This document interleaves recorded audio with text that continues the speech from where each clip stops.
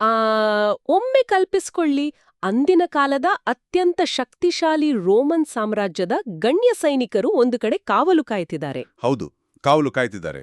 ಅವರ ಕೈಯಲ್ಲಿ ಮಾರಕ ಆಯುಧಗಳಿವೆ, ಅವರು ಕಠಿಣ ಯುದ್ಧ ತರಬೇತಿ ಪಡೆದವರು ಅಲ್ವಾ. ಹಾ, ಕೇವಲ ಒಂದು ಸಮಾಧಿಗೆ ಕಾವಲು ಕಾಯೋದು ಅವ್ರ ಕೆಲ್ಸ ಆಗಿತ್ತು. ಕರೆಕ್ಟ್. ಆದ್ರೆ ಇದ್ದಕ್ಕಿದ್ದಂತೆ ಭೂಮಿ ನಡುಗುತ್ತೆ, ಆ ಸಮಾಧಿಯ ಕಲ್ಲು ತಾನಾಗೇ ಉರುಳುತ್ತೆ ಮತ್ತು ಕಣ್ಣು ಕೋರೈಸುವಂತಹ ಒಂದು ಬೆಳಕು ಆ ಬಲಿಷ್ಠ ಸೈನಿಕರನ್ನೇ ಸತ್ತವರಂತೆ ಪ್ರಜ್ಞಾಹೀನರಾಗಿ ಬೀಳಿಸುತ್ತೆ. ವಾವ್, ನಿಜಕ್ಕೂ ಒಂದು ಭೀಕರ ದೃಶ್ಯ ಅದು. ಹೌದು. ಸೊ ಇಂದಿನ ನಮ್ಮ ಈ ಆಳವಾದ ವಿಶ್ಲೇಷಣೆಯಲ್ಲಿ ನಮ್ಮ ಮುಂದಿರುವ ಧಾರ್ಮಿಕ ಪ್ರತಿಬಿಂಬಗಳು, ಐತಿಹಾಸಿಕ ವ್ಯಾಖ್ಯಾನಗಳು ಮತ್ತು ಪ್ರವಚನ ಉದಾಹರಣೆಗಳ ಮೂಲಗಳನ್ನು ಒಟ್ಟುಗೂಡಿಸಿ ಮ್ಯಾಥ್ಯೂ 28ರ ವೃತ್ತಾಂತದ ಹಿಂದಿನ ರಹಸ್ಯವನ್ನ ನಾವು ಭೇದಿಸಲಿದ್ದೇವೆ. ಖಂಡಿತ, ಇದೊಂದು ಕುತೂಹಲಕಾರಿ ವಿಷಯ. ಯೇಸುವಿನ ಖಾಲಿ ಸಮಾಧಿಯ ಆವಿಷ್ಕಾರವು ಹೇಗೆ ಜಗತ್ತಿನ ಅಂದ್ರೆ ಎರಡು ಸಂಪೂರ್ಣ ವಿರುದ್ಧ ಪ್ರತಿಕ್ರಿಯೆಗಳನ್ನ ಹುಟ್ಟು ಹಾಕ್ತು ಅನ್ನೋದನ್ನ ಅರ್ಥ ಮಾಡ್ಕೊಳ್ಳೋದೇ ಇಂದಿನ ನಮ್ಮ ಮಿಷನ್. ಎರಡು ವಿರುದ್ಧ ಪ್ರತಿಕ್ರಿಯೆಗಳು ಅಂದ್ರೆ? ಹೌದು. ಒಂದು ಕಡೆ ಆನಂದ ಮತ್ತೆ ಧ್ಯೇಯದ ಹಾದಿಯಾತ್ರೆ, ಇನ್ನೊಂದು ಕಡೆ ಕೇವಲ ಅಧಿಕಾರ ಉಳಿಸ್ಕೊಳ್ಳೋಕೆ ಸೃಷ್ಟಿಸಿದ ಭ್ರಷ್ಟಾಚಾರ ಮತ್ತು ಸುಳ್ಳಿನ ಜಾಲ. ಏನ್ ಗೊತ್ತಾ, ಈ ಘಟನೆಯನ್ನ ಕೇವಲ ಒಂದು ಐತಿಹಾಸಿಕ ದಾಖಲೆಯಾಗಿ ನೋಡದೆ ಮಾನವನ ಮನೋವಿಜ್ಞಾನದ ಅತಿ ದೊಡ್ಡ ಅಧ್ಯಯನವಾಗಿ ನೋಡ್ಬೇಕಾಗತ್ತೆ ನಾವು. ನಿಜ. ನಮ್ಮ ಮುಂದಿರೋ ಈ ಮೂಲಗಳನ್ನ ಆಳವಾಗಿ ಅಧ್ಯಯನ ಮಾಡಿದಾಗ ಸತ್ಯವನ್ನ ಎದುರಿಸುವಾಗ ಮನುಷ್ಯನ ಸ್ವಭಾವ ಹೇಗೆ ಎರಡು ಭಿನ್ನ ದಿಕ್ಕುಗಳಲ್ಲಿ ಸಾಗುತ್ತೆ ಅನ್ನೋದು ಸ್ಪಷ್ಟವಾಗುತ್ತೆ. ನಾವೆಲ್ಲರೂ ಯಾವುದೋ ಒಂದು ಹಂತದಲ್ಲಿ ನಮ್ಮದೇ ಆದ ಖಾಲಿ ಸಮಾಧಿಗಳನ್ನ ಅಂದ್ರೆ ಅನಿರೀಕ್ಷಿತ ಸತ್ಯಗಳನ್ನ ಎದುರಿಸಬೇಕಾಗತ್ತಲ್ವಾ? ಖಂಡಿತ ಎದುರಿಸಬೇಕಾಗುತ್ತೆ. ಹಾಗಾದ್ರೆ ಈ ಅನಿರೀಕ್ಷಿತ ಸತ್ಯದ ಮೊದಲ ಮುಖಾಮುಖಿಯಿಂದನೇ ಆರಂಭಿಸೋಣ. ಶುರು ಮಾಡೋಣ. ಸಬ್ಬತ್ತಿನ ಮುಗಿದ ನಂತರ ಮುಂಜಾನೆ ಮೇರಿ ಮ್ಯಾಗ್ಡಲಿನ್ ಮತ್ತೆ ಇನ್ನೊಬ್ಬ ಮೇರಿ ಸಮಾಧಿಯ ಬಳಿ ಬರ್ತಾರೆ. ನಮ್ಮ ಮೂಲಗಳು ಹೇಳುವ ಪ್ರಕಾರ ಅವರ ಕೈಯಲ್ಲಿ ಮೃತದೇಹಕ್ಕೆ ಲೇಪಿಸಲು ಬೇಕಾದ ಸಾಂಬಾರ ಪದಾರ್ಥಗಳಿದ್ವು. ಹೌದು, ಸಾಂಬಾರ ಪದಾರ್ಥಗಳು. ಇದ್ರ ಅರ್ಥ ಬಹಳ ಸ್ಪಷ್ಟವಾಗಿದೆ ಅಲ್ವಾ? ಅವರು ಅಲ್ಲಿ ಯಾವುದೇ ಪವಾಡವನ್ನ ನಿರೀಕ್ಷಿಸಿ ಬಂದಿರ್ಲಿಲ್ಲ. ಖಂಡಿತ ಇಲ್ಲ. ಸಾವು ಗೆದ್ದಿದೆ, ಇದು ಕೇವಲ ಅಂತಿಮ ವಿದಾಯ ಹೇಳುವ ಪ್ರಕ್ರಿಯೆ ಅಂತ ಅವರು ನಂಬಿದ್ರು. ಆ ಸಾಂಬಾರ ಪದಾರ್ಥಗಳು ಅವು ಅವರ ನಿರಾಶೆಯ ಮತ್ತೆ ವಾಸ್ತವದ ಅಳವಡಿಕೆಯ ಸಂಕೇತ ಅಂತಾನೆ ಹೇಳ್ಬೋದು. ಅರ್ಥಪೂರ್ಣವಾದ ಮಾತು. ಯೇಸು ತಾನು ಎದ್ದು ಬರ್ತೀನಿ ಅಂತ ಮೊದಲೇ ಹೇಳಿದ್ರೂ ಆ ಮಹಿಳೆಯರ ಮನಸ್ಸಿನಲ್ಲಿ ಸಾವೇ ಅಂತಿಮ ಸತ್ಯವಾಗಿತ್ತು. ಅವರು ಕೇವಲ ಒಂದು ಮೃತದೇಹವನ್ನ ಗೌರವಿಸಲು ಬಂದಿದ್ರು ಅಷ್ಟೇ. ಇದೇ ವಿಚಾರ ಓದುವಾಗ ನನಗೆ 1986ರಲ್ಲಿ ನಡೆದ ಆ ಪ್ರಸಿದ್ಧ ಟಿವಿ ಘಟನೆ ನೆನಪಾಗ್ತಿದೆ. ಟಿವಿ ಘಟನೆನಾ? ಯಾವುದದು? ಜಗತ್ತಿನಾದ್ಯಂತ ಲಕ್ಷಾಂತರ ಜನ ಟಿವಿ ಮುಂದೆ ಕಾತರದಿಂದ ಕುಳಿತಿದ್ದ ಆ ಅಲ್ ಕಪೋನ್ನ ವಾಲ್ಟ್ ಕಾರ್ಯಕ್ರಮ ನೆನಪಿದ್ಯಾ? ಓಹ್, ಖಂಡಿತ ನೆನ್ಪಿದೆ. ಜೆರಾಲ್ಡೋ ರಿವೇರಾ ನೇರ ಪ್ರಸಾರದಲ್ಲಿ ಆ ಭೂಗತ ಪಾತಕಿಯ ರಹಸ್ಯ ನಿಧಿ ಕೋಣೆಯನ್ನ ತೆರೆದ ಘಟನೆ ತಾನೇ? ಹೌದು, ಅದೇ. ಆ ಬಾಗ್ಲು ತೆಗೆಯೋ ಮುನ್ನ ಎಷ್ಟೊಂದು ನಿರೀಕ್ಷೆಗಳಿದ್ವು ನೋಡಿ. ಜಗತ್ತೇ ಕಾಯ್ತಾಯಿತ್ತು. ಒಳಗೆ ಅಪಾರ ಚಿನ್ನ ಇರಬಹುದು, ರಹಸ್ಯ ದಾಖಲೆಗಳಿರಬಹುದು, ಅಥವಾ ಅವನ ವಿರೋಧಿಗಳ ಅಸ್ಥಿಪಂಜರಗಳಾದ್ರೂ ಇರಬಹುದು ಅಂತ ಇಡೀ ಜಗತ್ತು ಕಾಯ್ತಾಯಿತ್ತು. ಕರೆಕ್ಟ್. ಆದ್ರೆ ಬಾಗಿಲು ತೆಗ್ದಾಗ, ಆ ಟಿವಿ ಕ್ಯಾಮೆರಾಗಳು ಒಳ ಹೊಕ್ಕಾಗ ಅಲ್ಲಿ ಸಿಕ್ಕಿದ್ದು ಕೇವಲ ಶೂನ್ಯ. ವಾಲ್ಟ್ ಸಂಪೂರ್ಣ ಖಾಲಿಯಾಗಿತ್ತು. ಹೌದು, ಬಹಳ ನಿರಾಸೆ ಆಯ್ತು ಜನಕ್ಕೆ. ಆ ಖಾಲಿ ಜಾಗ ಎಲ್ಲರಿಗೂ ಎಲ್ಲಿಲ್ಲದ ನಿರಾಸೆ ಮೂಡಿಸಿತ್ತು. ಇಲ್ಲಿ ಈ ಮಹಿಳೆಯರ ಪರಿಸ್ಥಿತಿಯು ಆರಂಭದಲ್ಲಿ ಹಾಗೇ ಇತ್ತಲ್ವಾ? ಒಂಥರ ಅದೇ ಥರ ಇತ್ತು. ಅವರು ಮೃತದೇಹವನ್ನ ನಿರೀಕ್ಷಿಸಿ ಬಂದಿದ್ರು, ಆದ್ರೆ ಸಮಾಧಿ ಖಾಲಿ ಇತ್ತು. ಆದ್ರೆ ನೋಡಿ, ಆ ವಾಲ್ಟ್ ಮತ್ತೆ ಈ ಸಮಾಧಿಯ ನಡುವಿನ ವ್ಯತ್ಯಾಸ ಇರೋದೇ ಆ ಶೂನ್ಯತೆಯ ಪರಿಣಾಮದಲ್ಲಿ. ಓಹೋ, ಹೇಗೆ? ಅಲ್ ಕಪೋನ್ನ ವಾಲ್ಟ್ ಖಾಲಿ ಇದ್ದದ್ದು ಕೇವಲ ನಿರಾಸೆ ಮತ್ತೆ ಅಪಹಾಸ್ಯಕ್ಕೆ ಕಾರಣವಾಯಿತು. ಆದ್ರೆ ಈ ಸಮಾಧಿ ಖಾಲಿ ಇದ್ದದ್ದು ಮಾನವ ಕುಲದ ಇತಿಹಾಸದಲ್ಲೇ ಅತ್ಯಂತ ದೊಡ್ಡ ಭರವಸೆಯನ್ನ ಹುಟ್ಟಾಕ್ತು. ವಾವ್, ಬಹಳ ಅದ್ಭುತ ಹೋಲಿಕೆ ಇದು. ಇಲ್ಲಿ ಆ ಖಾಲಿ ಜಾಗ ಅಂದ್ರೆ ಇಲ್ಲದಿರೋದು ಅಂತ ಅರ್ಥ ಅಲ್ಲ, ಬದಲಾಗಿ ಹೊಸದೊಂದು ಆರಂಭ ಅಂತ ಅರ್ಥ. ಆ ಹೊಸ ಆರಂಭದ ದೃಶ್ಯವಂತೂ ನಿಜಕ್ಕೂ ಅಚ್ಚರಿ ಮೂಡಿಸುವಂತದೆ. ಅಲ್ಲಿ ದೊಡ್ಡ ಭೂಕಂಪ ಆಗುತ್ತೆ, ಮತ್ತೆ ಭಗವಂತನ ದೇವದೂತನೊಬ್ಬ ಬಂದು ಆ ಸಮಾಧಿಯ ಕಲ್ಲನ್ನ ಉರುಳಿಸ್ತಾನೆ. ಹೌದು.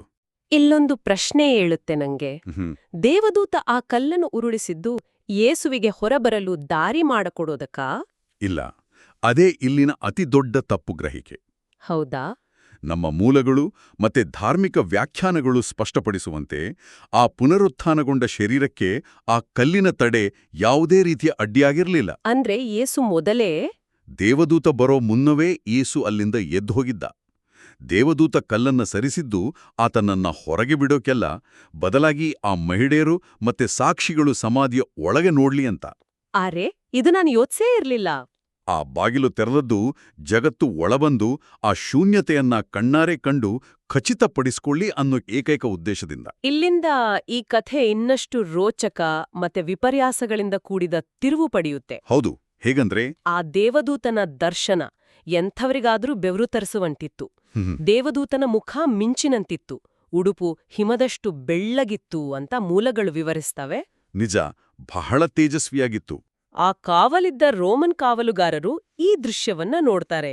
ನಾನು ಮೊದಲೇ ಹೇಳಿದ ಹಾಗೆ ಇವರು ಸಾಮಾನ್ಯ ಜನರಲ್ಲ, ಕಠಿಣ ತರಬೇತಿ ಪಡೆದ ಸೈನಿಕರು. ಕರೆಕ್ಟ್, ಯಾರಿಗೂ ಹೆದರೋರಲ್ಲ ಅವರು.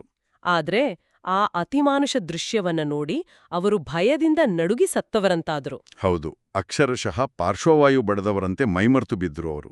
ಆದ್ರೆ ವಿಪರ್ಯಾಸ ನೋಡಿ, ಅದೇ ದೇವತ ಆ ಮಹಿಳೆಯರನ್ನ ನೋಡಿ ಭಯಪಡಬೇಡಿ, ಆತನು ಎದ್ದಿದ್ದಾನೆ ಅಂತ ಹೇಳ್ತಾನೆ. ನನಗಿಲ್ಲೊಂದು ವಿಷಯ ಅರ್ಥ ಆಗ್ತಿಲ್ಲ. ದೇವದೂತ ಕೇವಲ ಆ ಮಹಿಳೆಯರಿಗೆ ಮಾತ್ರ ಯಾಕೆ ಭಯಪಡಬೇಡಿ ಅಂತ ಹೇಳಿದ? ಒಳ್ಳೆ ಪ್ರಶ್ನೆ. ಆ ಕಾವಲುಗಾರರು ಕೂಡ ಭಯದಿಂದ ನಡುಗ್ತಿದ್ರಲ್ವಾ, ಅವರನ್ನ ಯಾಕೆ ಸಂಪೂರ್ಣವಾಗಿ ನಿರ್ಲಕ್ಷಿಸಿದ? ಬದುಕಿರೋ ಕಾವಲುಗಾರರು ಸತ್ತವರಂತಾಗಿದ್ದಾರೆ, ಆದ್ರೆ ಸತ್ತಿದ್ದೇಸು ಬದುಕಿದ್ದಾನೆ. ಇದು ಕೇವಲ ಕಾವ್ಯಾತ್ಮಕ ವಿಪರ್ಯಾಸನ ಅಥವಾ ಇದರ ಹಿಂದೆ ಬೇರೆನಾದ್ರೂ ಅರ್ಥ ಇದೆಯಾ? ಇದು ಕೇವಲ ಕಾವ್ಯಾತ್ಮಕ ಅಲ್ಲ, ಇದೊಂದು ಆಳವಾದ ದೇವತಾಶಾಸ್ತ್ರೀಯ ಸತ್ಯ. ಪುನರುತ್ಥಾನ ಅಥವಾ ಅಂತಹ ಭವ್ಯವಾದ ಸತ್ಯ ಅದು ಎಂದಿಗೂ ನಂಬಿಕೆಯನ್ನ ಯಾರ ಮೇಲೂ ಬಲವಂತವಾಗಿ ಹೇರೋದಿಲ್ಲ. ಓಹೋ, ಅದು ಕೇವಲ ಆಹ್ವಾನಿಸುತ್ತೆ. ಆ ಕಾವಲ್ಗಾರರನ್ನ ಗಮನಿಸಿ, ಅವರು ಅಲ್ಲಿಗೆ ಬಂದಿದ್ದು ಕೇವಲ ತಮ್ಮ ಕರ್ತವ್ಯಕ್ಕಾಗಿ. ಅವರ ಬಳಿ ಆಯುಧಗಳಿದ್ವು, ರೋಮನ್ ಸಾಮ್ರಾಜ್ಯದ ಅಧಿಕಾರದ ಬಲ ಇತ್ತು, ಆದರೆ ಅವರಲ್ಲಿ ಯಾವುದೇ ಹುಡುಕಾಟ ಇರಲಿಲ್ಲ. ಹೌದು, ಅವರು ಕೇವಲ ಕಾವಲುಗಾರರಷ್ಟೇ. ಆದ್ರೆ ಆ ಮಹಿಳೆಯರ ಹೃದಯದಲ್ಲಿ ಯೇಸುವಿನ ಮೇಲಿನ ಅಪಾರ ಪ್ರೀತಿ, ಶೋಕ ಮತ್ತೆ ಭಕ್ತಿ ಇತ್ತು. ಅವರು ಯೇಸುವಿನ ಶಿಲುಬೆಯ ಬಳಿಯೂ ನಿಂತಿದ್ರು, ಈಗ ಆ ಕತ್ತಲಲ್ಲೂ ಸಮಾಧಿಯ ಬಳಿಯೂ ಬಂದಿದ್ರು. ನಿಜ, ಅವರಲ್ಲಿ ಸತ್ಯವನ್ನ ಸ್ವೀಕರಿಸುವ ಆ ಮುಕ್ತತೆ ಇತ್ತು. ದೇವದೂತನಿಗೆ ತಿಳಿದಿತ್ತು, ಈ ಮಹಿಳೆಯರ ಭಯದ ಹಿಂದೆ ಪ್ರೀತಿ ಇದೆ, ಆದರೆ ಕಾವಲುಗಾರರ ಭಯದ ಹಿಂದೆ ಕೇವಲ ಅಧಿಕಾರದ ಅಸಹಾಯಕತೆ ಇದೆ ಅಂತ. ಅಂದ್ರೆ ಕಾವಲುಗಾರರು ಕೇವಲ ವೀಕ್ಷಕರಾಗಿದ್ರು, ಆದ್ರೆ ಮಹಿಳೆಯರು ಪಾಲ್ಗೊಳ್ಳೋರಾಗಿದ್ರು ಅಂತ ಹೇಳಬಹುದಾ? ನಿಖರವಾಗಿ ದೇವದೂತನ ಆ ಮಾತುಗಳು ಆ ಮಹಿಳೆಯರಲ್ಲಿದ್ದ ಆತಂಕವನ್ನ ಒಂದು ಧ್ಯೇಯವಾಗಿ, ಅಂದ್ರೆ ಒಂದು ಮಿಷನ್ ಆಗಿ ಪರಿವರ್ತಿಸಿದ್ವು. ವಾವ್! ಸತ್ಯದ ಅರಿವಾದ ಕೂಡ್ಲೇ ಅವರು ಆ ಸುದ್ದಿಯನ್ನ ಹಂಚಲು ಓಡ್ತಾರೆ. ಮುಖಾಮುಖಿ ಯಾವಾಗಲೂ ಪ್ರಚಾರಕ್ಕೆ ನಾಂದಿಯಾಗತ್ತೆ. ಆದ್ರೆ ಆ ಕಾವಲುಗಾರರಲ್ಲಿ ಕೇವಲ ಆಘಾತ ಮಾತ್ರ ಉಳಿಯಿತು, ಯಾಕಂದ್ರೆ ಅವರಲ್ಲಿ ಆ ನಂಬಿಕೆ ಆಗ್ಲಿ ಪ್ರೀತಿಯಾಗ್ಲಿ ಇರಲಿಲ್ಲ. ಹೌದು, ಇದು ಇಂದಿಗೂ ಪ್ರಸ್ತುತ ಅಲ್ವಾ? ನಾವು ಕೂಡ ನಮಗೆ ಅರ್ಥವಾಗದ, ನಮ್ಮ ನಿಯಂತ್ರಣದಲ್ಲಿರದ ಸತ್ಯಗಳನ್ನ ಎದುರಿಸಿದಾಗ ಆ ಕಾವಲುಗಾರರಂತೆ ಹೆದರಿ ಸುಮ್ಮನಾಗ್ತೀವಾ ಅಥವಾ ಆ ಮಹಿಳೆಯರಂತೆ ಅದನ್ನ ಅಪ್ಪಿಕೊಂಡು ಮುಂದೆ ಸಾಗ್ತೀವಾ ಅನ್ನೋದು ನಮ್ಮ ಆಯ್ಕೆ. ಈ ಮಾತು ತುಂಬಾ ಆಳವಾಗಿದೆ. ಇನ್ನು ಆ ಮಹಿಳೆಯರು ಭಯ ಮತ್ತು ಮಹಾದಾನಂದದಿಂದ ಓಡ್ತಿರುವಾಗ ನಮ್ಮ ಮೂಲಗಳಲ್ಲಿರುವ ಮತ್ತೊಂದು ಕುತೂಹಲಕಾರಿ ಪ್ರಸಂಗ ಎದುರಾಗತ್ತೆ. ಯಾವುದದು? ದಾರಿಯಲ್ಲಿ ಯೇಸು ಸ್ವತಃ ಆ ಮಹಿಳೆಯರಿಗೆ ಎದುರಾಗ್ತಾನೆ. ಇಲ್ಲಿ ನನಗೆ ನಿಜಕ್ಕೂ ಆಶ್ಚರ್ಯ ಆಗೋದು ಯೇಸುವಿನ ಪ್ರತಿಕ್ರಿಯೆ. ಹೌದಾ? ಏನದು ಪ್ರತಿಕ್ರಿಯೆ? ಸಾವು ಅನ್ನೋ ಜಗತ್ತಿನ ಅತಿ ದೊಡ್ಡ ಶತ್ರುನ ಗೆದ್ದು ಬಂದ ನಂತರ ಯೇಸು ಪ್ರಪಂಚವನ್ನೇ ನಡುಗಿಸುವಂತಹ ಭವ್ಯವಾದ ಮಾತುಗಳನ್ನಾಡ್ಬೇಕಿತ್ತು ಅಲ್ವಾ? ಅಂದ್ರೆ ಒಂದು ದೊಡ್ಡ ಗರ್ಜನೆ ಅಥವಾ? ಹೌದು, ನಾನೇ ಸಾವನ್ನ ಗೆದ್ದ ವಿಜೇತ ಅಂತಲೋ ಅಥವಾ ಯಾವುದಾದರೂ ನಾಟಕೀಯ ಘೋಷಣೆಯೋ ಮಾಡ್ಬೇಕಿತ್ತು. ಆದ್ರೆ ಯೇಸು ಅತ್ಯಂತ ಸಾಮಾನ್ಯ ರೀತಿಯಲ್ಲಿ ಶುಭಾಶಯಗಳು ಅಂತ ಸ್ವಾಗತಿಸ್ತಾನೆ. ಹೌದು, ಗ್ರೀಟಿಂಗ್ಸ್ ಅಂತ. ಇದು ರಸ್ತೆಯಲ್ಲಿ ಸಿಕ್ಕಾಗ ಕ್ಯಾಶುಯಲ್ ಆಗಿ ನಮಸ್ಕಾರ ಹೇಳಿದಷ್ಟೇ ಸರಳವಾಗಿದೆ. ಇಷ್ಟೊಂದು ಭವ್ಯವಾದ ವಿಜಯದ ನಂತರ ಇಂಥ ಸಾಮಾನ್ಯ ಪ್ರತಿಕ್ರಿಯೆ ಯಾಕೆ? ಏನ್ ಗೊತ್ತಾ, ಇದೇ ಇಲ್ಲಿನ ಅತ್ಯಂತ ಸುಂದರವಾದ ಮತ್ತೆ ಆಳವಾದ ಭಾಗ. ಆ ಸರಳತೆ ಯೇಸುವಿನ ಸಹಾನುಭೂತಿಯನ್ನ ತೋರಿಸತ್ತೆ. ಸಹಾನುಭೂತಿ? ಹೌದು. ಆತನು ಮರಣವನ್ನ ಗೆದ್ರೂ ತನ್ನವರ ಪಾಲಿಗೆ ಆತ ಎಂದಿಗೂ ದೂರದ ಅಗೋಚರ ಶಕ್ತಿಯಲ್ಲ. ಆತನು ಅವರ ನಡುವೆಯೇ ಇರುವ ಒಬ್ಬ ಆಪ್ತ ಭಗವಂತ ಅನ್ನೋದನ್ನ ಇದು ಸಾಬೀತುಪಡಿಸುತ್ತೆ. ಓಹೋ, ಇದು ಬಹಳ ಸೊಗಸಾದ ವಿವರಣೆ.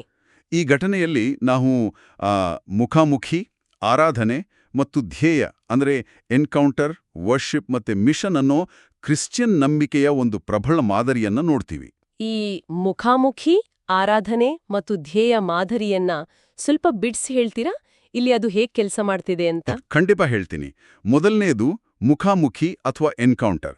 ಯೇಸು ದಾರಿಯಲ್ಲೇ ಅವರಿಗೆ ಎದುರಾಗೋದು. ಓಕೆ. ಎರಡನೇದು ಆರಾಧನೆ ಅಥವಾ ವರ್ಷಿಪ್.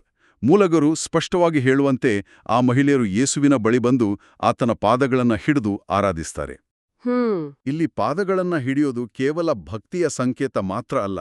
ಇದು ಆತನು ಕೇವಲ ಒಂದು ಆತ್ಮವಲ್ಲ, ಬದಲಾಗಿ ಸ್ಪರ್ಶಿಸಬಹುದಾದ ಭೌತಿಕ ಶರೀರವನ್ನ ಹೊಂದಿದ್ದ ಅನ್ನೋದಕ್ಕೆ ಐತಿಹಾಸಿಕ ಸಾಕ್ಷಿ. ವಾವ್, ಇದು ಬಹಳ ಮುಖ್ಯವಾದ ಪಾಯಿಂಟ್. ಆನಂತರ ಮೂರನೆಯದು ಧ್ಯೇಯ ಅಥವಾ ಮಿಷನ್. ಯೇಸು ಅವರಿಗೆ ಹೋಗಿ ನನ್ನ ಶಿಷ್ಯರಿಗೆ ಗಲಿಲಾಯಕ್ಕೆ ಬರಲು ಹೇಳಿ ಅನ್ನೋ ಜವಾಬ್ದಾರಿಯನ್ನ ನೀಡ್ತಾನೆ. ಇಲ್ಲೊಂದು ಮತ್ತೊಂದು ಆಸಕ್ತಿದಾಯಕ ಅಂಶ ಇದೆ. ಯೇಸು ಆ ಮಹಿಳೆಯರಿಗೆ ನನ್ನ ಸಹೋದರರಿಗೆ ಗಲಿಲಾಯಕ್ಕೆ ಹೋಗಲು ಹೇಳಿ ಅಂತಾನೆ. ಹೌದು. ಗಲಿಲಾಯನೇ ಯಾಕೆ? ಜೆರುಸಲೇಮ್ ಅನ್ನೋದು ಧಾರ್ಮಿಕ ಕೇಂದ್ರ, ಭವ್ಯವಾದ ದೇವಾಲಯ ಇರೋ ಸ್ಥಳ ಅಲ್ವಾ? ತನ್ನ ವಿಜಯವನ್ನ ಆಚರಿಸಲು ಆ ಭವ್ಯವಾದ ಜೆರುಸಲೇಮ್ ಬಿಟ್ಟು ಆ ಮೀನುಗಾರರಿರುವ ಸಾಮಾನ್ಯ ಹಳ್ಳಿ ಆ ಗಲಿಲಾಯಕ್ಕೆ ಯಾಕೆ ಹೋಗ್ಬೇಕು? ಇದು ಬಹಳ ಆಳವಾದ ಸಾಮಾಜಿಕ ಮತ್ತೆ ಧಾರ್ಮಿಕ ಒಳನೋಟ. ಜೆರುಸಲೇಮ್ ಅನ್ನೋದು ಅಧಿಕಾರದ, ಭ್ರಷ್ಟಾಚಾರದ ಮತ್ತೆ ಯೇಸುವಿಗೆ ಮರಣದಂಡನೆ ವಿಧಿಸಿದ ಕೇಂದ್ರವಾಗಿತ್ತು. ಹೌದು, ಅದು ರಾಜಧಾನಿ ತರಹ. ಅಲ್ಲಿ ಧಾರ್ಮಿಕ ನಿಯಮಗಳು ಮತ್ತೆ ಕಪಟತನ ಮೇಲುಗೈ ಸಾಧಿಸಿತ್ತು. ಆದರೆ ಗಲಿಲಾಯ ಅದು ಅವರ ಸಾಮಾನ್ಯ ದಿನನಿತ್ಯದ ಪರಿಚಿತ ಸ್ಥಳ. ಅದು ಅಂಚಿಗೆ ತಳ್ಳಲ್ಪಟ್ಟವರ ಸಾಮಾನ್ಯ ಕೆಲಸಗಾರರ ಜಾಗ. ದೈನಂದಿನ ಜೀವನದ ಸಾಮಾನ್ಯ ಸ್ಥಳಗಳಲ್ಲೇ, ನಮ್ಮ ದಿನನಿತ್ಯದ ಹೋರಾಟಗಳ ನಡುವೆಯೇ ಆ ಭಗವಂತ ಸಿಗ್ತಾನೆ ಅನ್ನೋದು ಇದರ ಹಿಂದಿನ ಉದ್ದೇಶ. ಸತ್ಯವನ್ನು ಹುಡುಕಲು ಬೃಹತ್ ದೇವಾಲಯಗಳಿಗೆ ಹೋಗಬೇಕಿಲ್ಲ, ನಿಮ್ಮ ಗಲಿಲಾಯದಲ್ಲೂ ಸತ್ಯ ನಿಮ್ಮೊಡನೆ ಇರುತ್ತೆ ಅನ್ನೋ ಸಂದೇಶ ಇದು. ಅದ್ಭುತ, ನಿಜಕ್ಕೂ ಅದ್ಭುತ. ಹಾಗೆಯೇ ಆತನು ಶಿಷ್ಯರನ್ನ ನನ್ನ ಸಹೋದರರು ಅಂತ ಕರೆಯೋದು ಕೂಡ ನನ್ಗಷ್ಟೇ ಅಚ್ಚರಿ ಮೂಡಿಸ್ತು. ಹೌದು. ಯಾಕಂತಂದ್ರೆ ನೆನಪಿಸ್ಕೊಳ್ಳಿ, ಯೇಸುವನ್ನ ಬಂಧಿಸಿದಾಗ ಇದೇ ಶಿಷ್ಯರು ಕಷ್ಟದ ಸಮಯದಲ್ಲಿ ಆತನನ್ನ ಒಂಟಿಯಾಗಿ ಬಿಟ್ಟು ಓಡಿ ಹೋಗಿದ್ರಲ್ವಾ? ಪೀಟರಂತೂ ಯೇಸು ಯಾರೆಂದೇ ಗೊತ್ತಿಲ್ಲ ಅಂತ 3 ಬಾರಿ ನಿರಾಕರಿಸಿದ್ದ. ಹೌದು, 3 ಬಾರಿ. ಅಂತಹ ದ್ರೋಹದ ನಂತರವೂ ಅವರನ್ನ ದ್ರೋಹಿಗಳು ಎನ್ನದೆ ಸಹೋದರರು ಅಂತ ಕರೆಯೋದಂದ್ರೆ ಇದು ಕ್ಷಮೆಯ ಅತ್ಯುನ್ನತ ರೂಪ. ಆತನು ಅವರ ಗತಕಾಲದ ತಪ್ಪುಗಳನ್ನ, ಅವರ ಹೇಡಿತನವನ್ನ ಅಳಿಸಿ ಹಾಕ್ತಿದ್ದಾನೆ. ಅವರ ವೈಫಲ್ಯವೇ ಅಂತಿಮವಲ್ಲ, ಅವರನ್ನ ಮತ್ತೆ ತನ್ನವರೆಂದು ಅಪ್ಪಿಕೊಳ್ಳಲು ಸಿದ್ಧನಿದ್ದಾನೆ ಅನ್ನೋದರ ಸಂಕೇತ ಇದು. ವಾವ್! ಆ ಮಹಿಳೆಯರ ಮೂಲಕ ಆತನು ಶಿಷ್ಯರಿಗೆ ಕಳಿಸಿದ ಮೊದಲ ಸಂದೇಶವೇ ಈ ಕ್ಷಮೆ. ಇಲ್ಲಿವರೆಗೆ ನಾವು ನೋಡಿದ್ದು ಆ ನಾಣ್ಯದ ಒಂದು ಮುಖವನ್ನಷ್ಟೇ. ಹೌದು. ಒಂದು ಕಡೆ ಪ್ರೀತಿ, ಕ್ಷಮೆ, ಸಾಮಾನ್ಯರ ಜೊತೆಗಿನ ಒಡನಾಟ ಮತ್ತೆ ಸತ್ಯದ ಪ್ರಚಾರ ನಡೀತಿದ್ರೆ, ಇನ್ನೊಂದು ಕಡೆ ಕಥೆ ಸಂಪೂರ್ಣವಾಗಿ ಕರಾಳ ತಿರುವು ಪಡೆಯುತ್ತೆ. ಬಹಳ ಕರಾಳ ತಿರುವುದು. ಅದೇ ಸಮಯಕ್ಕೆ ಆ ಸಮಾಧಿಯ ಬಳಿ ಹೆದರಬಿದ್ದಿದ್ದ ಕಾವಲುಗಾರರು ಎಚ್ಚೆತ್ತುಕೊಂಡು ನೇರವಾಗಿ ನಗರಕ್ಕೆ ಹೋಗಿ ಮುಖ್ಯ ಯಾಜಕರಿಗೆ ನಡೆದದ್ದನ್ನೆಲ್ಲ ವಿವರಿಸ್ತಾರೆ. ಈ ಅಧಿಕಾರಶಾಹಿ ವರ್ಗ ಆ ಅತಿಮಾನುಷ ಸತ್ಯವನ್ನ ಮುಚ್ಚಿಹಾಕಲು ಒಂದು ಆ ಬೃಹತ್ ಸಂಚು ರೂಪಿಸುತ್ತೆ. ಇದು ಅಧಿಕಾರದ ಮನೋವಿಜ್ಞಾನ ಅಂತಾನೆ ಹೇಳಬಹುದು. ಹೌದು. ಸತ್ಯದ ಎದುರು ಅಧಿಕಾರ ಹೇಗೆ ಬೆಚ್ಚಿಬೀಳುತ್ತೆ ಮತ್ತೆ ತನ್ನ ಉಳಿವಿಗಾಗಿ ಅದು ಎಂಥ ಕೆಳಮಟ್ಟಕ್ಕಾದರೂ ಇಳಿಯುತ್ತೆ ಅನ್ನೋದಕ್ಕೆ ಇದೇ ಸ್ಪಷ್ಟ ಸಾಕ್ಷಿ. ಆ ಕಾವಲುಗಾರರು ರೋಮನ್ ಗವರ್ನರ್ ಬಳಿ ಹೋಗದೆ ಈ ಧಾರ್ಮಿಕ ಮುಖಂಡರ ಬಳಿ ಬಂದಿದ್ದರ ಹಿಂದೆಯೂ ಒಂದು ದೊಡ್ಡ ರಾಜಕೀಯ ಇದೆ ನೋಡಿ. ಹೌದು, ಖಂಡಿತ. ರೋಮನ್ ಕಾನೂನಿನ ಪ್ರಕಾರ ಕಾವಲು ಕಾಯುವಾಗ ನಿದ್ದೆ ಮಾಡಿದ್ರೆ ಅಥವಾ ಕರ್ತವ್ಯ ಲೋಪ ಎಸಗಿದ್ರೆ ಸೈನಿಕರಿಗೆ ಮರಣದಂಡನೆ ಶಿಕ್ಷೆ ಇತ್ತು ಅಲ್ವಾ? ಹೌದು, ತಲೆ ತೆಗೆದು ಬಿಡ್ತಿದ್ರು. ಹಾಗಾಗಿ ಅವರು ತಮ್ಮ ಮೇಲಧಿಕಾರಿ ಪಿಲಾತನ ಬಳಿ ಹೋಗಿದ್ರೆ ಅವರ ತಲೆದಂಡ ಖಚಿತವಾಗಿತ್ತು. ಆದ್ರಿಂದ ಅವರು ಹಣ ಮತ್ತೆ ಪ್ರಭಾವ ಇದ್ದ ಈ ಯಾಜಕರ ಬಳಿ ಬರ್ತಾರೆ. ಕರೆಕ್ಟ್. ಆ ಯಾಜಕರು ಸೈನಿಕರಿಗೆ ದೊಡ್ಡ ಮೊತ್ತದ ಹಣವನ್ನ ಲಂಚವಾಗಿ ನೀಡಿ ಒಂದು ಸುಳ್ಳು ಕತೆ ಕಟ್ಟಲು ಹೇಳ್ತಾರೆ. ಎಂಥ ಸುಳ್ಳು ಅದು? ನಾವು ನಿದ್ದೆ ಮಾಡ್ತಿದ್ದಾಗ ಆತನ ಶಿಷ್ಯರು ರಾತ್ರೋರಾತ್ರಿ ಬಂದು ದೇಹವನ್ನ ಕದ್ದೊಯ್ದರು ಅಂತ ಎಲ್ಲರಿಗೂ ಹೇಳೋಕೆ ಸೂಚಿಸ್ತಾರೆ. ಅಲ್ದೆ ರಾಜ್ಯಪಾಲನಿಗೆ ಈ ವಿಚಾರ ತಿಳಿದ್ರೆ ತಾವೇ ಮಧ್ಯಪ್ರವೇಶಿಸಿ ರಕ್ಷಣೆ ನೀಡೋದಾಗ್ಯೂ ಭರವಸೆ ನೀಡ್ತಾರೆ. ಆದ್ರೆ ಇಲ್ಲಿ ನಂದೊಂದು ಬಲವಾದ ಆಕ್ಷೇಪ ಇದೆ. ಆಕ್ಷೇಪನಾ? ಹೇಳಿ, ಆ ಆಕ್ಷೇಪ ಏನು ಅಂತ. ಈ ಸುಳ್ಳಿನ ತರ್ಕ ಸಂಪೂರ್ಣವಾಗಿ ಹಾಸ್ಯಾಸ್ಪದವಾಗಿದೆ. ಹೌದು, ಹೇಗೆ ಅಂತ ವಿವರಿಸ್ತೀರಾ? ಒಮ್ಮೆ ನೀವೇ ಯೋಚಿಸಿ. ಸೈನಿಕರು ಗಾಢ ನಿದ್ದೆಯಲ್ಲಿದ್ರೆ ಆ ದೇಹವನ್ನ ಕದ್ದವರು ಯಾರು ಅಂತ ಅವ್ರಿಗೆ ಹೇಗ್ ತಿಳಿತು? ಕರೆಕ್ಟ್. ನಿದ್ದೆಯಲ್ಲಿರುವಾಗ ಯಾರೋ ಬಂದು ಒಂದು ದೊಡ್ಡ ಕಲ್ಲನ್ನ ಉರುಳಿಸಿ ದೇಹವನ್ನ ಎತ್ಕೊಂಡ್ ಹೋಗುವಾಗ ಇವ್ರಿಗೆ ಎಚ್ಚರ ಆಗ್ಲಿಲ್ವಾ? ಖಂಡಿತ ಆಗ್ಬೇಕಿತ್ತು. ಒಂದು ವೇಳೆ ಎಚ್ಚರ ಆಗಿದ್ರೆ ಅವರು ಕಳ್ಳರ್ನ ತಡಿತಿದ್ರು, ಎಚ್ಚರ ಆಗದೆ ನಿದ್ದೆಯಲ್ಲೇ ಇದ್ರೆ ಅದು ಆ ಯೇಸುವಿನ ಶಿಷ್ಯರೇ ಅಂತ ಗುರ್ತಿಸ್ತು ಹೇಗೆ? ಇದು ಕನಿಷ್ಠ ತರ್ಕಕ್ಕೂ ನಿಲುಕದ ವಿಚಾರ ಅಲ್ವಾ? ನಿಮ್ಮ ಪ್ರಶ್ನೆ ಬಹಳ ನಿಖರವಾಗಿದೆ ಮತ್ತೆ ಯಾಜಕರ ಸಂಚಿನ ಟೊಳ್ಳುತನವನ್ನ ಸಂಪೂರ್ಣವಾಗಿ ಬಯಲ್ಮಾಡುತ್ತೆ. ಸುಳ್ಳು ಯಾವಾಗ್ಲೂ ತನ್ನದೇ ಆದ ತಾರ್ಕಿಕ ಕುರುಡುತನವನ್ನ ಹೊಂದಿರುತ್ತೆ ನೋಡಿ. ಹೌದು. ಸತ್ಯಕ್ಕೆ ತೆರೆದುಕೊಳ್ಳುವ ಬದಲು ತಮ್ಮ ಅಧಿಕಾರವನ್ನ ಕಳೆದುಕೊಳ್ಳುವ ಭಯ ಮನುಷ್ಯನನ್ನ ಎಂತಹ ಮೂರ್ಖ ಸುಳ್ಳುಗಳನ್ನ ಸೃಷ್ಟಿಸಲು ಪ್ರೇರೇಪಿಸುತ್ತೆ ಅನ್ನೋದಕ್ಕೆ ಇದೊಂದು ಜ್ವಲಂತ ಉದಾಹರಣೆ. ಈ ಘಟನೆಯನ್ನ ಇತಿಹಾಸಕಾರರು ಮತ್ತೆ ನಮ್ಮ ಮೂಲಗಳು ಶತ್ರುಗಳೇ ನೀಡಿದ ಸಾಕ್ಷಿ ಅಂದ್ರೆ ಎನಿಮಿ ಅಟೆಸ್ಟೇಷನ್ ಅಂತ ಕರೀತವೆ. ಒಂದು ನಿಮಿಷ, ಈ ಶತ್ರುಗಳೇ ನೀಡಿದ ಸಾಕ್ಷಿ ಅನ್ನೋದು ನಿಜಕ್ಕೂ ಅಷ್ಟು ಬಲವಾದದ್ದೇ? ಯಾಕೆಂದ್ರೆ ಇದು ಕೇವಲ ಯೇಸುವಿನ ಅನುಯಾಯಿಗಳೇ ತಮ್ಮ ಪುಸ್ತಕದಲ್ಲಿ ಬರೆದುಕೊಂಡ ಕಥೆಯಾಗಿರಬಹುದಲ್ಲವೇ? ಇದನ್ನೇ ನಾವು ವಿಶ್ಲೇಷಿಸಬೇಕು. ಶತ್ರುಗಳೇ ನೀಡಿದ ಸಾಕ್ಷಿ ಅನ್ನೋದು ಇತಿಹಾಸದ ಅಧ್ಯಯನದಲ್ಲಿ ಬಹಳ ಪ್ರಬಲವಾದ ಸಾಧನ. ಹೌದಾ? ಹೇಗೆ? ಯೋಚಿಸಿ, ಯಾಜಕರು ಅಂದು ಸಮಾಧಿ ಖಾಲಿ ಇಲ್ಲ, ಮೃತದೇಹ ಅಲ್ಲೇ ಇದೆ ಅಂತ ಸಾಧಿಸಬಹುದಿತ್ತು. ಅಥವಾ ಬೇರೆ ಯಾವುದೋ ಸಮಾಧಿಯಿಂದ ಒಂದು ದೇಹವನ್ನ ತಂದು ಇದೇ ಯೇಸುವಿನ ದೇಹ ಅಂತ ಜಗತ್ತಿನ ಮುಂದೆ ತೋರಿಸಿದ್ರೆ ಕತೆ ಅಲ್ಲಿಗೆ ಮುಗ್ದೋಗ್ತಿತ್ತು. ಓ ಹೌದು, ಖಂಡಿತ. ಆದ್ರೆ ಅವರು ಹಾಗೆ ಮಾಡಲಿಲ್ಲ. ಯೇಸುವಿನ ಶತ್ರುಗಳಾದ ಈ ಯಾಜಕರು ಆ ಸಮಾಧಿ ಖಾಲಿ ಇತ್ತು ಅನ್ನೋದನ್ನ ನಿರಾಕರಿಸಲೇ ಇಲ್ಲ. ವಾವ್.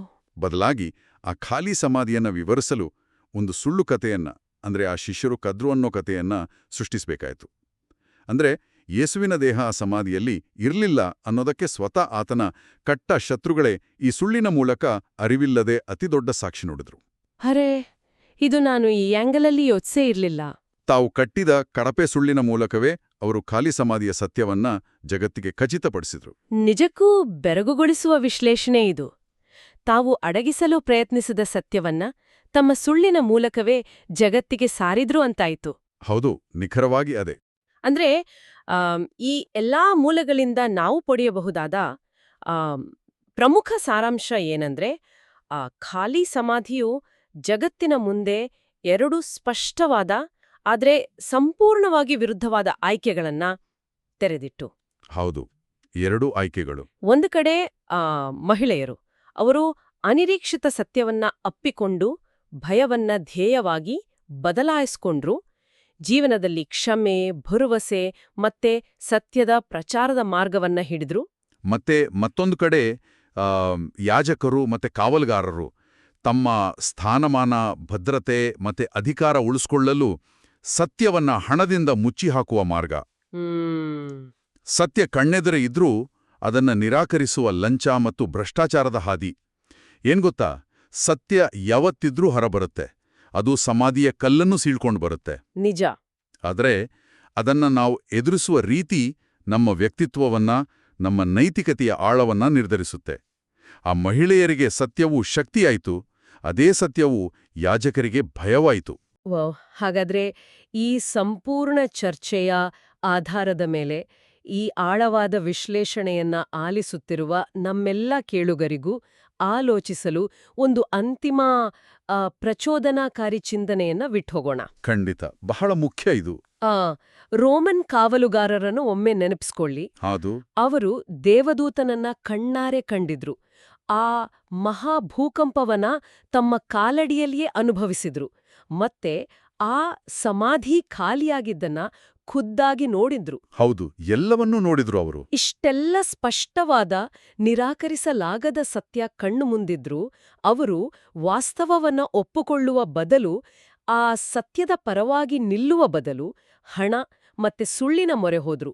ಮನುಷ್ಯನ ಸ್ವಭಾವದ ಬಗ್ಗೆ ಇದು ಏನೆಲ್ಲ ಸೂಚಿಸುತ್ತೆ? ಇದು ನಮ್ಮೆಲ್ಲರಿಗೂ ಎಚ್ಚರಿಕೆ ಗಂಟೆ. ಇಂದಿನ ನಮ್ಮ ಆಧುನಿಕ ಜಗತ್ತಿನಲ್ಲೂ ನಾವು ಕಣ್ಣೆದುರಿಗಿರುವ ನಿರಾಕರಿಸಲಾಗದ ಸತ್ಯಗಳನ್ನ ನೋಡಿದಾಗ, ವ್ಯವಸ್ಥೆಯ ಲೋಪಗಳನ್ನ ಕಂಡಾಗ ಅದನ್ನ ಒಪ್ಪಿಕೊಳ್ಳುವ ಅಥವಾ ಪ್ರಶ್ನಿಸುವ ಧೈರ್ಯ ತೋರುವ ಬದಲು ನಮ್ಮ ಅನುಕೂಲಕ್ಕಾಗಿ, ನಮ್ಮ ವೃತ್ತಿಯ ಸುರಕ್ಷತೆಗಾಗಿ ಸುಳ್ಳಿನ ಲಂಚವನ್ನ ಸ್ವೀಕರಿಸ್ತೀವಾ? ಗಂಭೀರವಾದ ಪ್ರಶ್ನೆ ಇದು. ಕಪೋನನ ವಾಲ್ಟ್ ಖಾಲಿ ಇದ್ದದ್ದು ಕೇವಲ ನಿರಾಸೆ ಮೂಡಿಸಿರಬಹುದು. ಆದ್ರೆ ಅಂದು ಆ ಸಮಾಧಿ ಖಾಲಿ ಇದ್ದದ್ದು ಇಡೀ ಜಗತ್ತಿಗೆ ಅತಿದೊಡ್ಡ ಸತ್ಯವನ್ನ ತೆರೆದಿಟ್ಟಿತು. ನಿಜ. ನಮ್ಮೆದುರಿರುವ ಆ ಸತ್ಯದ ಖಾಲಿ ಜಾಗವನ್ನ ನಾವು ಧ್ಯೇಯದಿಂದ ತುಂಬಿಕೊಳ್ತೀವಾ ಅಥವಾ ಸುಳ್ಳುಗಳಿಂದ ತುಂಬಿಕೊಳ್ತೀವಾ ಅನ್ನೋದೇ ಅಂತಿಮವಾಗಿ ನಮ್ಮ ಆಯ್ಕೆ.